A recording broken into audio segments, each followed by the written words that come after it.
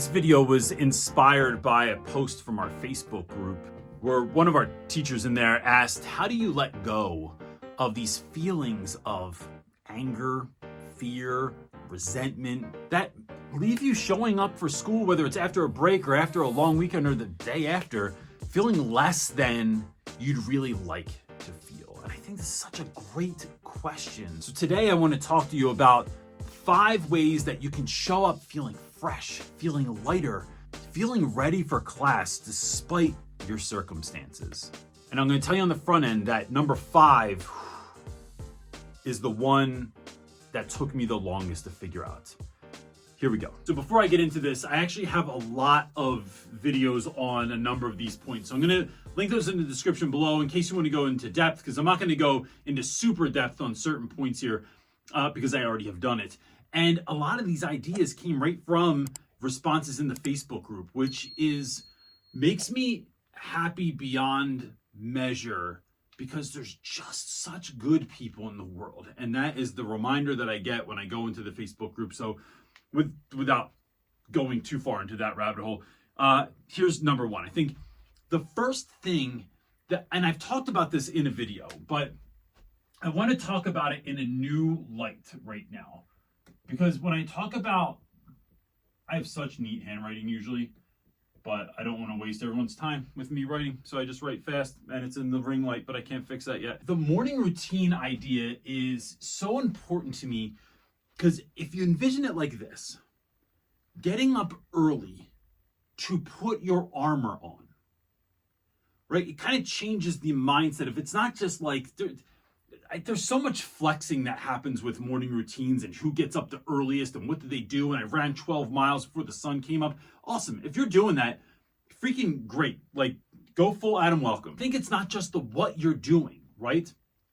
That's great, but if you're doing that just so you can tell people you're doing it, I don't see the benefit in that. But if I'm doing it because I'm armoring myself, because I'm doing hard things in the morning, I'm doing stuff that puts my mind at ease, that gets me in the mode of where I need to be so that I can tackle all the different things I need to tackle in a given day.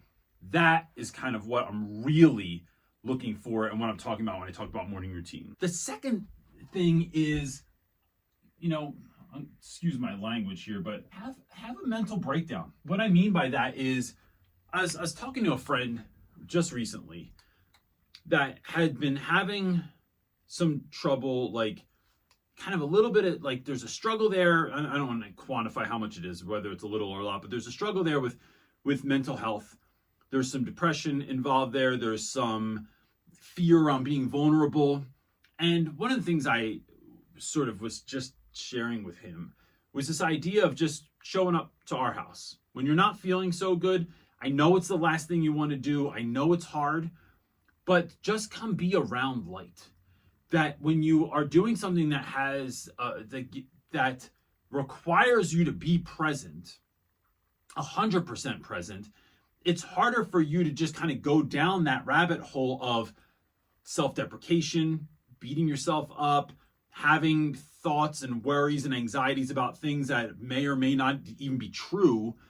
But it's having moments where you can kind of take a break mentally and be all in. So one of those for me in the past has been surfing or boogie boarding. You can't think of other stuff when you're surfing. Like no matter how I was feeling before I went in, the shock of the water, the having to be in the moment or you're gonna miss your wave, you have to pay attention and able to surf more than any other like exercise similar to that I know of. It might be something like here, out here in the desert, going shooting, right? When you are shooting a gun at a gun range, you can't really, and this is not something I've done a lot, although I really want to. It's something I want to do more of because it's exhilarating. However, anyway, if you are doing something like that, you cannot be thinking of other stuff because someone else is going to get hurt potentially, or you're going to hurt yourself. So putting yourself in situations where it might even be a movie, going to a really great movie, it requires you to be there. And so putting yourself in positions where you're 100% present, what it does is it gives your mind, and there's tons of research to back this up, this idea of giving yourself a mental break so that you can focus on something and then go back into that. Then go back into figuring out what you need to do. Or sometimes the problem's not even there anymore. Sometimes it was just in your head. The feeling was in your head. The anxiety was in. You just needed that break in order to recoup.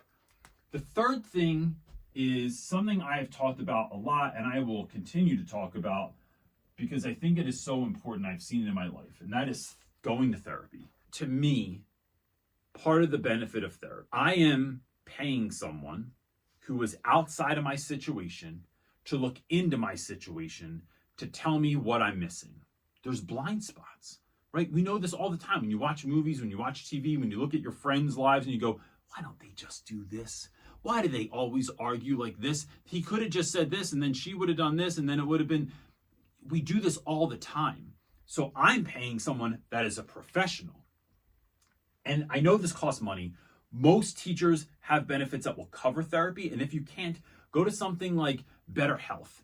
And it's like $65 a session. And you can, and I'm not affiliated with them at all, but I would if they reached out because I just think it's such an incredible service. You can find people that match your core values, match your principles, match your religious beliefs.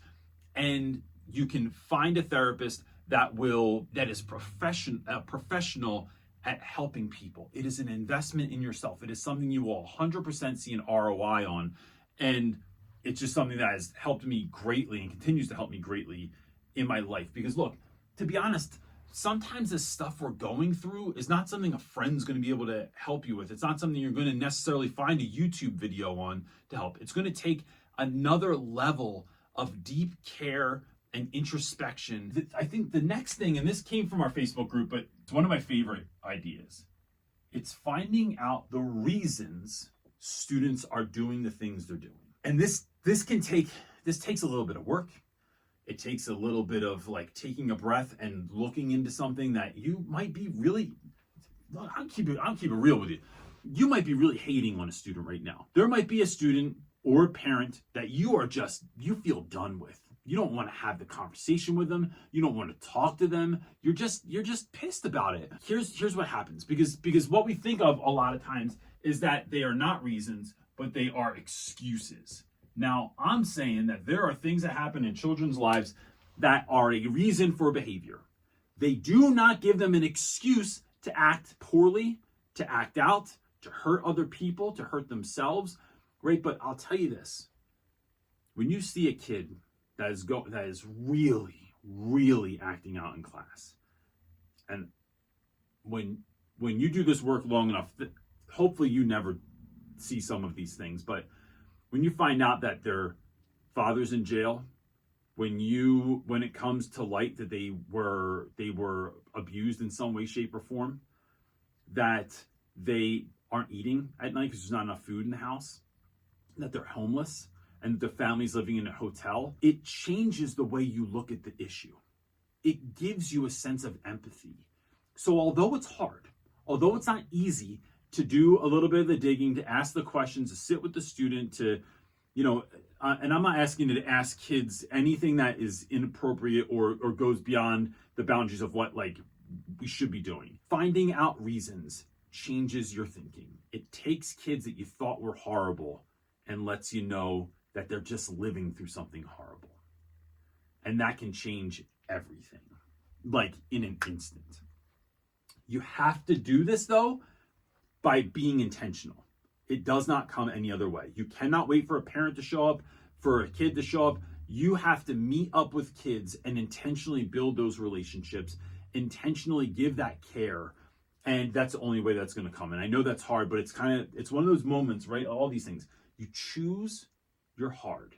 Do you want to deal with this all year, or do you want to put in the difficult work now that's going to help things come to light, to help you meet a kid where they are and love them for who they are and love them through what they're going through? And then look, the last thing that I really think is the most important and is not talked about nearly enough is your ego. Let me talk about this, because I'm not trying to shame anyone or blame anyone. You cannot be everything for every child. Many times you are not the one for a kid. Many times a child's success, not all the time, but many times a child's success or lack of success has nothing to do with you.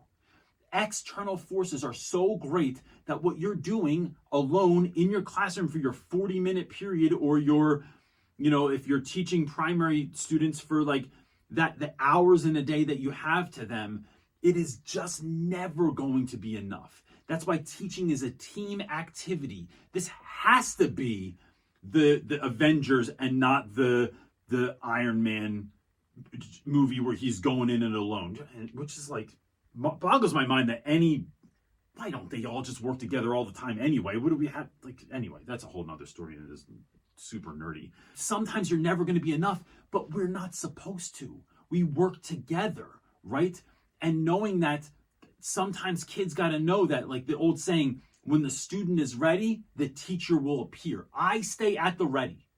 As the adult, you need to be at the ready so that when kids need you, they can show up and you're ready to go. But I do not put time, attention, and energy into the void. It's not worth my time, because you know what? When doing that, there are other students in your classroom that are not benefiting from your time, energy, and attention. And what I think we do as adults and as educators often is we focus on the problem instead of focusing on being the answer. So when you're pouring that time, energy, and attention into those students, into those things, into those other people that you work with, into the admin that doesn't listen to you, instead of looking for people where you're going to see a positive return on your investment, where you're going to see people that you're pouring love into and they'll pour it back, that you're telling a joke to and they're laughing, that you're sharing a moment with and they're listening. Kids that need that attention, that are quietly suffering, that are misdiagnosed, that just need a little bit of time and energy and attention, but because they're quiet, they fly under the radar. Look to be the answer and stop focusing on the problems all the time. Is going to be one of the ways that is going to help free you and help you show up to be who you need to be who you want to be what this year really has in store for you.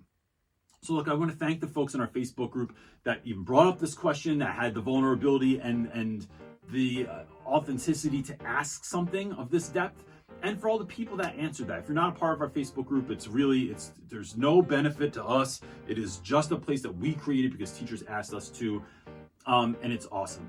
If you wouldn't mind giving this a thumbs up, and look, if you have something else that you think is a great answer, put it in the comment section, because this isn't supposed to be all about me. This is a communal activity. Put it in the comment section. Let us know what you're thinking, and something that's helped you out to go back into school feeling fresh, feeling lighter, feeling ready. That's it for this time, gang. See you next time. Peace.